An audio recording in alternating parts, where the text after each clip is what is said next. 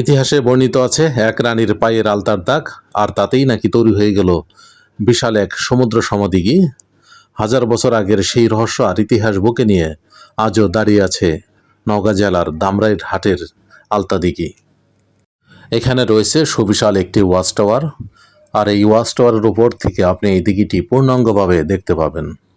আর এই দিঘিকে কেন্দ্র করে চারদিকে গড়ে উঠেছে শালবনের বাগান। দিঘির মাঝামাঝি অংশে দেখুন কত সুন্দর একটি ওয়াচ টাওয়ার তৈরি করা হয়েছে, অর্থাৎ ওয়াচ টাওয়ার না, এটা আসলে বিশ্রামাগার।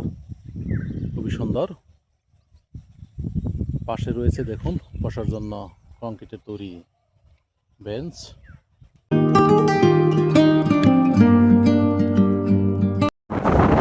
আমি জয়পুরহাট শহর থেকে নওগাঁ জেলার এক চমৎকার গ্রামীণ রাস্তায় প্রবেশ করেছি। দুপাশের এই সারি সারি সবুজ গাছ আর ঠান্ডা হাওয়া সত্যি মন এবং প্রাণ জুড়িয়ে দেয়। এই সুন্দর পথ ধরেই আমি এগিয়ে চলছি ঐতিহাসিক আলতা দিঘির দিকে। আর মাত্র কিছুক্ষণের মধ্যেই পৌঁছে যাব আমাদের কাঙ্ক্ষিত গন্তব্যে।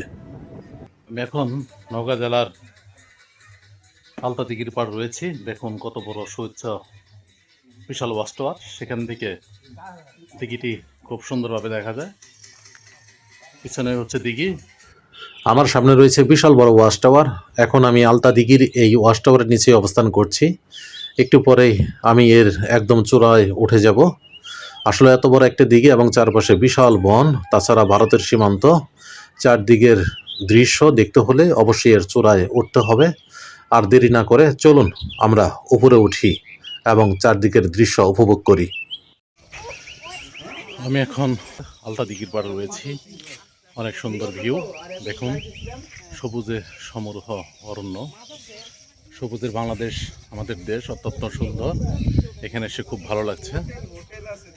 চারদিকে শুধু গাছ আর গাছ, বিভিন্ন ধরনের গাছ রয়েছে এখানে। বিশেষ করে দেখলাম তাল গাছ, আম গাছ, খেজুর গাছ এবং কলা গাছ। তাছাড়া এখানে একটি বিশাল বন, হয়তো গজারি, মেহগনি, আকাশমণি, বিভিন্ন ধরনের গাছগাছরা হয়তো বা এখানে রয়েছে। আরও দেখুন কত সুন্দর। আমি এখন রয়েছি ওয়াচ টাওয়ারের উপরে, আরও উপরে যাব। দেখুন ওই যে দূরে দেখা যাচ্ছে আলতা দিঘি। সাথে থাকুন, দেখতে থাকুন। প্রিয় দর্শক দেখুন বিশাল বড় একটি দিঘি। আমার সাথে আমার সফর সঙ্গে এসেছেন ছোট একটি বাবু রয়েছে। তোমার কেমন লাগছে বলো তো? অনেক ভালো লাগছে। মাশাআল্লাহ মাশাআল্লাহ। তাছাড়া এদিকে রয়েছে বিশাল বন, হয়তো এখানে গজারি, সেগুন, মেহগনি, আকাশমণি, হরেক রকমের গাছগাছরা রয়েছে। আমাদের প্রিয় শারমিন আপাকে দেখতে পাচ্ছেন। আমি একটু ঘুরি, ওয়াচ টাওয়ারের উপরে রয়েছি। প্রচুর ভয় লাগছে। একটু আমাকে ধরে ধরে হচ্ছে। দেখুন কি পরিমাণ গাছগাছরা। আমি প্রায় এখন 8তলা বা 10তলা এরকম হবে, এত উপরে রয়েছি। প্রচুর ভয় লাগছে। আমাদের রয়েছে সাথে আলিম স্যার। আপনার অভিজ্ঞতাটা বর্ণনা করেন, কেমন লাগছে আজকের সফর? খুবই ভালো লাগছে। একদম আদতে পুরোটাই গ্রাম।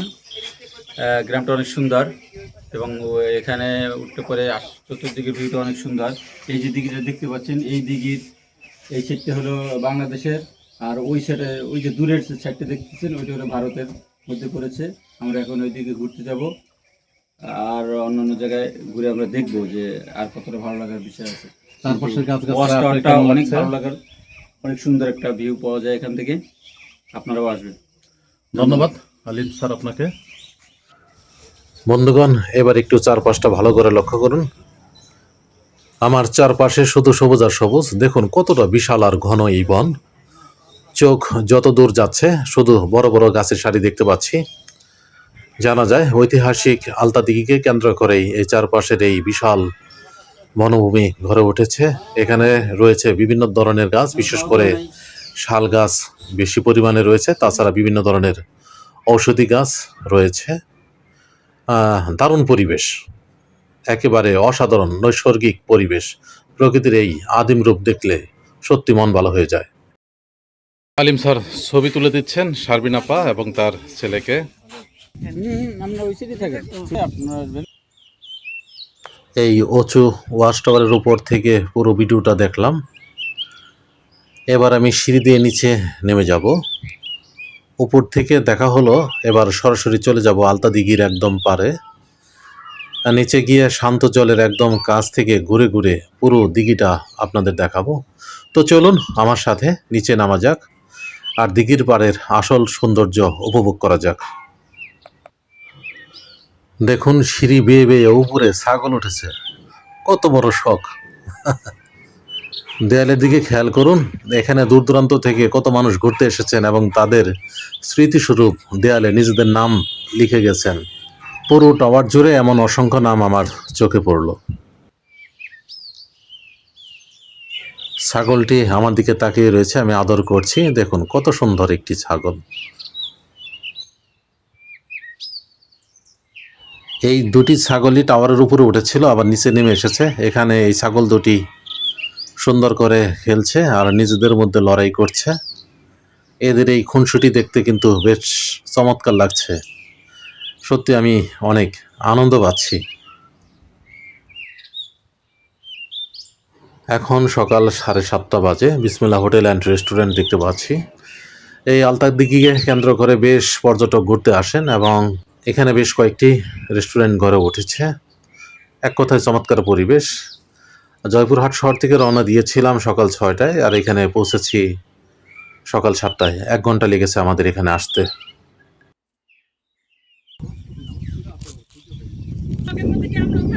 আমরা এখন নওগাঁ জেলার আলতা দিঘির পাড় রয়েছি। আমাদের সাথে রয়েছেন প্রিয় দুই আপা, শুভ সকাল। আফরিন আপা এবং বনি আপা। কিছু বলেন।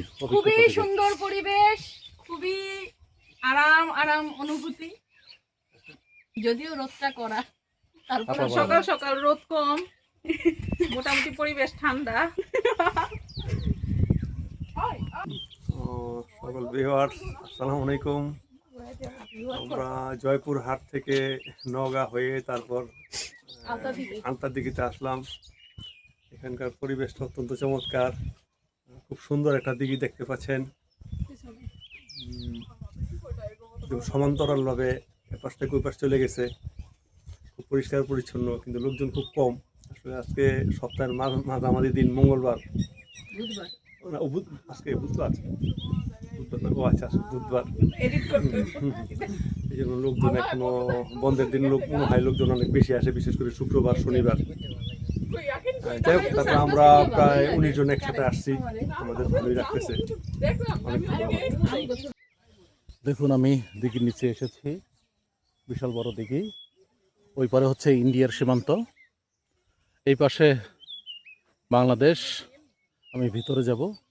দেখুন কত সুন্দর গাছগাছরা, বিশেষ করে তাল গাছের সারি সারি তাল গাছ। এটা খুবই ভালো লাগছে, খুবই আকর্ষণীয়। আলহামদুলিল্লাহ।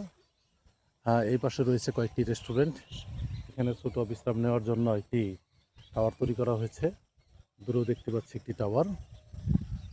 চলুন ঘুরে ঘুরে সামনে সব কিছু দেখি। সারি সারি তাল গাছ দেখতে অত্যন্ত ভালো লাগছে। এখানে বাঁশের একটি গেট দেখতে পাচ্ছি। জয়পুরহাট শহর থেকে এখানে আসার পথে সারি সারি আমের বাগান দেখতে পেলাম। আম্রপলি, হিমসাগর, ল্যাংড়া, তাছাড়াও ফজলি আম। আমরা একটি সাইনবোর্ড দেখতে পাচ্ছি, গণপ্রজাতন্ত্রী বাংলাদেশ সরকার, বন বিভাগ, দামরাইর হার্টবিট, পাইকবান্ধা রেঞ্জ, সামাজিক বন বিভাগ, রাজশাহী। প্রকল্পের নাম সামাজিক বনায়নের মাধ্যমে বরেন্দ্র অঞ্চলের পরিবেশ সুরক্ষা প্রকল্প। অসংখ্য গাছ আশেপাশে রয়েছে, বৃহৎ গাছ। ভিতরে একটি সুন্দর বাগান। দেখুন দূরে একটি বিল্ডিং তৈরি করা হয়েছে, হয়তো এখানে বিশ্রাম নেওয়ার জন্য, অথবা যারা এই দিকে পরিচালনা করেন, রক্ষণাবেক্ষণ করেন, তাদের জন্য হয়তোবা। ক্লান্তি দূর করতে বিশ্রামের জন্য সুন্দর করে এখানে বেঞ্চ তৈরি করা হয়েছে। দেখুন দিঘিটি কত বড়, বৃহৎ। দিঘির ওই পারেই ইন্ডিয়ার সীমান্ত। হেঁটে হেঁটে যাই, ওর আপনাদের দেখাবো সব কিছু। দেখুন কত বড় সুবিশাল দিঘি। আমার সফর সঙ্গীগণ কেউ কেউ ওখানে বিশ্রাম নিচ্ছেন। চলুন সামনে এগিয়ে যাই। দিঘির ওই পারে অনেকেই গোসল করছেন। দেখুন কত সুন্দর ঢালুযুক্ত দিঘির পার। বিশেষ করে রাজশাহী, চাঁপাইনবাবগঞ্জ, নওগাঁ, জয়পুরহাট এই সমস্ত এলাকায় আসলে আপনি আম কাঁঠালের অহরহ বাগান দেখতে পাবেন এবং পরিবেশ অত্যন্ত সুন্দর, সবুজ সমারোহ। দেখুন আমি এই দিঘির সামনে দাঁড়িয়ে আছি। এটি নওগাঁ জেলার দামরাইরহাট উপজেলায় অবস্থিত আলতা দিঘি। এটি একটি ঐতিহাসিক এবং দর্শনীয় স্থান। এই দিঘিকে কেন্দ্র করে গড়ে উঠেছে আলতা দিঘি জাতীয় উদ্যান। এখানে ছাতার মতো বিশ্রামাগার তৈরি করা হয়েছে, মাঝে মাঝে এগুলো তৈরি করা হয়েছে। তাছাড়া এই বাগানের ভিতরেও বসার জন্য সিটের ব্যবস্থা করা হয়েছে। দেখুন এই যে দেখতে পাচ্ছি আমরা বসার বেঞ্চ। কি সুন্দর, অপরূপ সুন্দর বাগান। এই বাগান দেখলেই প্রাণ জুড়িয়ে যাচ্ছে। কি সুন্দর বাহারি ফুল ধরে রয়েছে গাছে, আলহামদুলিল্লাহ বলতেই হয়। প্রচলিত লোককথা অনুযায়ী এই অঞ্চলের রাজা রামপাল তার প্রজাদের পানির কষ্ট দূর করার জন্য একটি দিঘি খননের সিদ্ধান্ত নেন। তিনি ঘোষণা করেন যে তার রানী হেঁটে যত দূর যেতে পারবেন তত দূর লম্বা দিঘি খনন করা হবে। আর সেই পরিকল্পনা অনুযায়ী রানী হাঁটা শুরু করার পর অনেক দূর চলে যান। তখন রাজার পাইক পেয়াদারা দিঘির আকার ছোট রাখার উদ্দেশ্যে রানীর পায়ে আলতা ঢেলে দেন এবং চিৎকার করে বলেন যে রানীর পা ফেটে রক্ত বের হচ্ছে। রানী সেখানেই থেমে যান। রানীর পায়ের আলতা লেগে থাকা পর্যন্ত যে সীমানা তৈরি হয়েছিল সেখানেই এই দিঘিটি খনন করা হয়। এই আলতা শব্দ থেকেই দিঘির নামকরণ করা হয় আলতা দিঘি। এর দৈর্ঘ্য 1 কিলোমিটারেরও বেশি এবং প্রস্থ 400 মিটারেরও বেশি। দিঘির মাঝামাঝি অংশে দেখুন কত সুন্দর একটি ওয়াচ টাওয়ার তৈরি করা হয়েছে। অর্থাৎ ওয়াচ টাওয়ার না, এটা আসলে বিশ্রামাগার। খুবই সুন্দর। পাশে রয়েছে দেখুন বসার জন্য কংক্রিটের তৈরি বেঞ্চ। খুবই ভালো লাগছে। এখন সকাল 8টা বাজে, প্রচুর রোদ উঠছে। দূরে ওয়াচ টাওয়ার দেখা যাচ্ছে। সামনে এগিয়ে যাই, দেখুন কত সুন্দর পরিবেশ, আলহামদুলিল্লাহ। এই যে বিশ্রামাগার, বসার জন্য বেঞ্চ রয়েছে। আমি বসছি, প্রচুর বাতাস, অত্যন্ত ভালো লাগছে। কি সুন্দর করে হাঁসগুলো সাঁতার কাটছে। এত চমৎকার সুন্দর চারদিকের পরিবেশ দেখলেই মন প্রাণ জুড়িয়ে যাচ্ছে। এই পাশে এই বাগানের মধ্যে কতগুলো গরু ঘাস খাচ্ছে। আপন মানে তারা এখানে ঘাস খাচ্ছে, আলহামদুলিল্লাহ। তাছাড়াও দিঘির পাড়ে আরও একটি গরু দেখতে পাচ্ছি। আমি ঘেমে গেছি, ক্লান্ত, বেশি হাঁটতে পারছি না। দেখুন কি সুন্দর বাগান। মাথা উঁচু করে আকাশ প্রান্তে দাঁড়িয়ে আছে গাছগুলো। এখানে 2টি গাছ মরে গেছে, শুকিয়ে কাঠ হয়ে গেছে। এখানে আরও কিছু গাছ রয়েছে যেগুলো শুকিয়ে কাঠ হয়ে গেছে। বৃষ্টির পানি পড়ে দেখুন এই অংশটি একেবারে ভেঙে গেছে, প্রচুর পরিমাণে গর্ত হয়ে গেছে। ভাগ্য ভালো যে এখানে বাঁধ দেওয়া হয়েছে। কংক্রিটের এই পাকা রাস্তাটি কি ভেঙে যায়নি। ও দেখুন কি সুন্দর, বিশাল বড় বড় ইট দিয়ে ছাউনিযুক্ত করে সুন্দর করে রাখা হয়েছে। অবশ্যই এটি মেরামত করতে হবে, নাহলে ভেঙে যাবে রাস্তাটি। আমরা দূরে দেখতে পাচ্ছি মোটরসাইকেল নিয়ে এক ভাই এদিকে এগিয়ে আসছেন, আলহামদুলিল্লাহ। বিশাল বড় দিঘি, হাঁটতে মন চাচ্ছে না। আমি হয়তো ব্যাক করব, অনেক দূর, ওই প্রান্তে যেতে আরও 20 মিনিট লাগবে। এখানে আরও একটি ভবন রয়েছে, এই যে ভবনটি দেখুন। নদীটির ওই পারে একেবারে, অর্থাৎ নদী না দিঘি, মানে এখানে এই দিঘিটি দেখলে মনে হচ্ছে বিশাল বড় একটি নদী সমান্তরালভাবে বয়ে চলছে। আলহামদুলিল্লাহ, আমার সফর সঙ্গীরা অলরেডি দিঘির ওপার থেকে ঘুরে এই পারে চলে আসছেন। আমি আর যাচ্ছি না। ওই পারে রয়েছে পার্ক। দেখুন, আমি এখন দিঘির পাড় দিয়ে হেঁটে হেঁটে ওই চলে যাব আমার গন্তব্যে। একেবারে আলতা দিঘির পাড়ের নিচের অংশে আমি। চলুন পানির অংশে যাই। দেখুন, মোবাইলের স্ট্যান্ড নাই, হাত দিয়ে ধরেছি।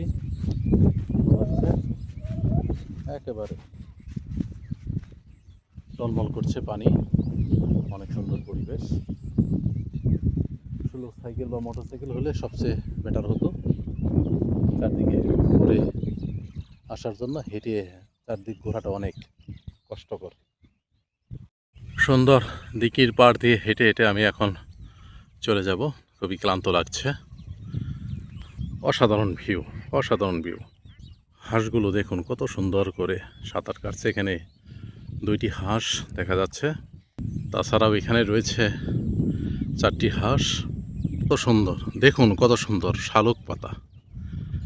শাপলা ফুল নাই এখন, হয়তো হ্যাঁ দেখা যাচ্ছে কিছু কিছু আছে শাপলা ফুল, সম্ভবত এগুলো পদ্ম ফুল 2-1টা দেখা যাচ্ছে। প্রচুর পরিমাণে দুব্বা ঘাস এই দিঘির পাড় জুড়ে। আসলে এ ধরনের দৃশ্য দেখলে বা এই ধরনের প্রাকৃতিক পরিবেশে আসলে মন সত্যি অটোমেটিকভাবে ভালো হয়ে যায়। আমার সফর সঙ্গীরা দিঘিটি ঘুরে আসলেন, অনেক ভালো লাগছে। চলুন এবার বাড়ি যাওয়া যাক। অনেকগুলো হাঁসের বাচ্চা দেখুন একত্রে, এগুলো কি সুন্দর করে সাঁতার কাটছে, একত্রে খেলছে। আলহামদুলিল্লাহ। পাশেই গাভীটি দেখুন কত সুন্দর করে ঘাস খাচ্ছে। 3টি শালিক বসে আছে দিঘির পাড়ে।